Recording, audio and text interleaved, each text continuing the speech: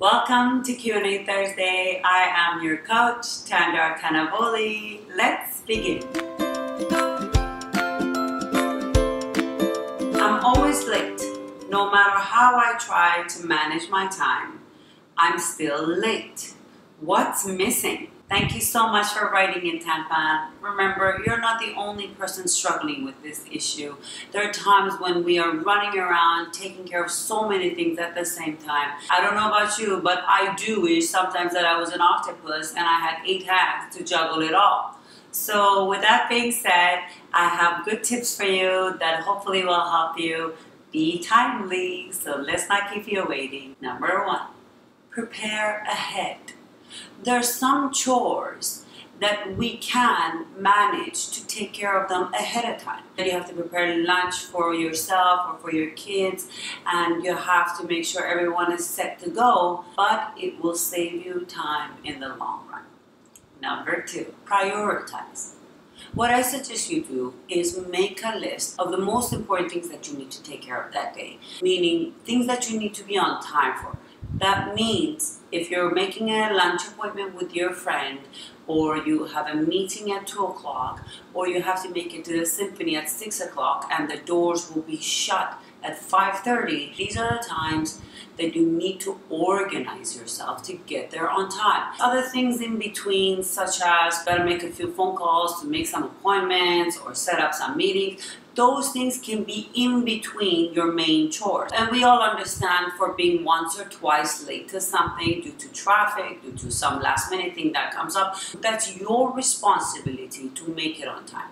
And if anything else comes up, if it's a phone call comes up that's not important, it's not urgent, you tell them, I'm sorry, I'm running late for an appointment, I gotta go. I'll call you later. Prioritize what's important, what's not, because people who disrespect others about their times, they will not be respected themselves. And you have to ask yourself, is that the kind of person I want to be? I work so hard to do all this during the day. At the end of the day, do I want to be disrespected because I have not honored the times I set to meet people and I've wasted theirs as well? Which gets us to number 3. Imagine the damage. What I mean by imagine the damage you're doing to yourself first of all, and then the continuation of that for everybody else. People who love you, people who are around you, your friends, and your coworkers, and your family, they're all nervous and stressed because of you, because you're running late, and people who are running late all the time are on high stress. So imagine the damage that you're doing to yourself, and imagine your cortisol level on how high that is all day because you're always running late, you're always nervous, you're always stressed out. You are not enjoying your day.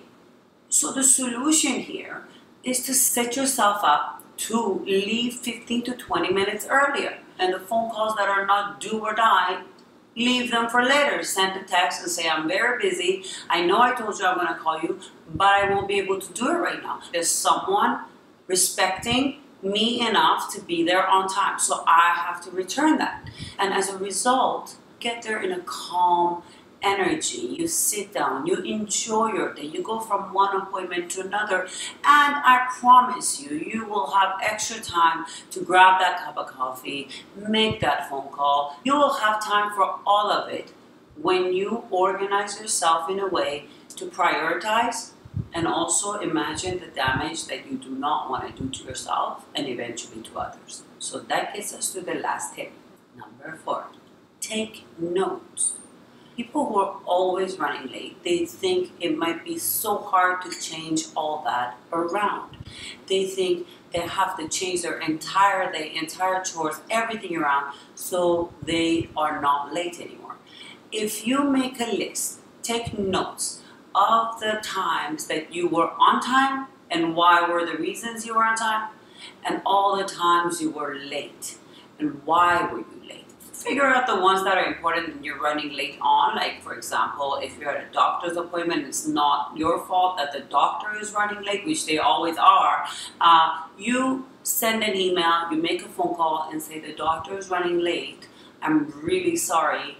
I was here actually 15-20 minutes earlier, but I have to wait because I do need to see this person.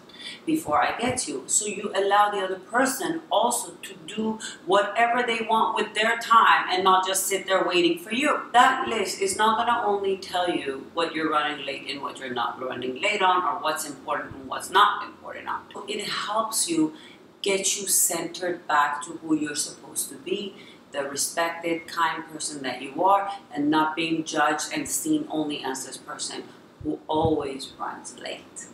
I hope the tips were helpful to you. For the rest of you Tan fans, I want you to share your experiences so we can help our Tan fan here get back on track. And with that being said, I can't wait to see you all next week. Until then, what? Keep happy and healthy.